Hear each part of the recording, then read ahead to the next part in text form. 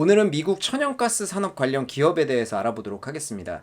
자세히 알아보기 전에 미국 천연가스의 핵심이라고 할 수 있는 셰일가스 혁명에 대해서 먼저 알아보도록 하겠습니다.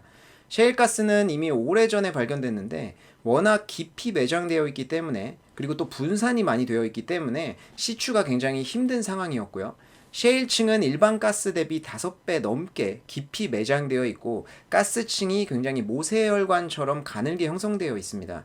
일반적인 가스는 수직으로 빨대를 꼽듯이 뽑아낼 수 있는 반면에, 모세혈관처럼 퍼져 있는 셰일층에서 가스를 시추하기 위해서는 수압 파쇄 방식이라는 특수한 시추법이 사용이 되는데요. 수압 파쇄 방식에는 다량의 모래, 그리고 물, 화학물질이 투입됩니다. 간단히 말씀드리면 파쇄 후에 모래를 넣어서 파쇄한 부분을 메꾸고 물과 화학물질을 넣어가지고 가스를 추출하는 그런 방식이라고 이해하면 되는데요. 미국에서 관련 기술이 발전하면서 셰일 혁명이 일어나서 효율적으로 셰일 가스를 추출할 수 있게 되었고, 과거 순수입국을 벗어나 현재 순수출국으로 발돋움할 수 있는 그런 계기가 되었습니다. 또한 미국이 더 이상 세계 경찰 역할을 할 필요가 없어지면서 지금과 같은 세계 정세에 굉장히 큰 변화가 시작되었다고 할 수 있는데요. 이와 관련된 내용은 셰일 혁명과 미국 없는 세계라는 책을 참고하시면 자세히 알 수가 있습니다. 재미있는 책이니까 추천드리는 거고요. 미국에서 셰일가스가 가장 활발하게 추출되고 있다 보니까 많은 분들이 미국이 가장 많은 셰일가스를 보유하고 있다고 생각하시는데, 사실 중국이 가장 많은 매장량을 보유를 하고 있고요. 다만 셰일가스에 대량의 물과 고도의 기술이 필요하다 보니까 중국같이 대표적인 물 부족 국가에서는 활발하게 시추를 할 수가 없는 상황입니다.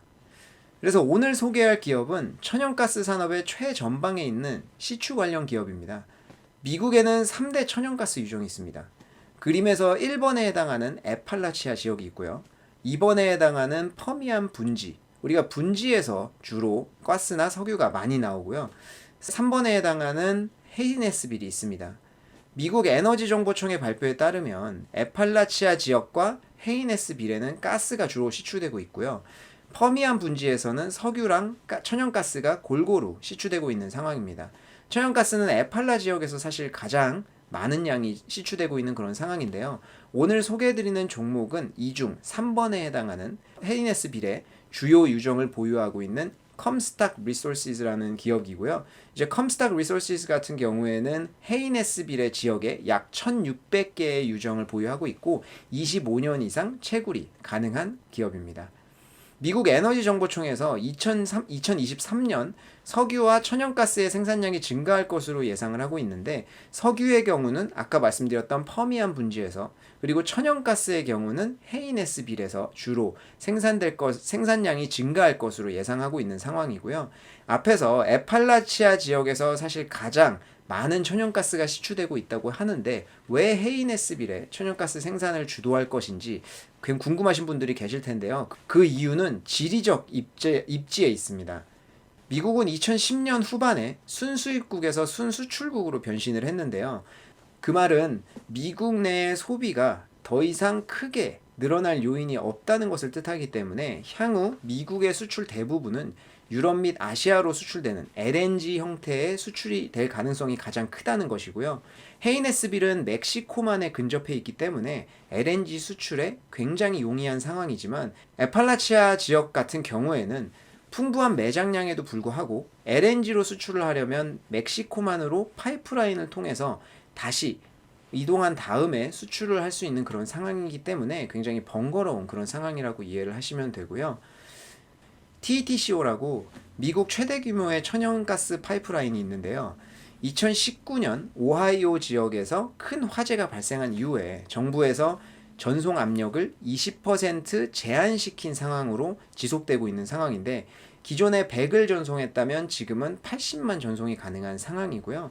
이를 지도에서 다시 한번 살펴보면 3대 천연가스 시추 지역 중에 에팔라치아 지역은 파이프라인 이슈, 그리고 기반시설 부족으로 활발한 천연가스의 수출이 힘든 상황이고, 퍼미안 분지 같은 경우에는 석유 시추에 더 집중할 예정이기 때문에 멕시코만과 인접해 있는 헤이네스빌에서 향후 LNG 수출을 주도할 것이라는 결론이 나옵니다. 그래서 컴스닥 리소시스는 헤이네스빌에서 시추 산업을 영위하고 있기 때문에 현재 14% 정도의 물량을 LNG 수출 기업으로 인도하고 있는 상황이고요. 관련 물량이 향후에도 꾸준히 증가할 것으로 예상되고 있는 상황입니다. 동사는 비용 면에서도 굉장한 광점을 보유하고 있는데 표에서 보시듯이 천연가스 가격이 2.5달러 정도만 된다고 해도 50%의 이익을 달성할 수 있는 구조를 가지고 있고요. 5월 7일 기준으로 CME 거래소에서 천연가스 가격을 확인해 보면 7.981달러를 이루고 있는 것을 확인할 수 있습니다.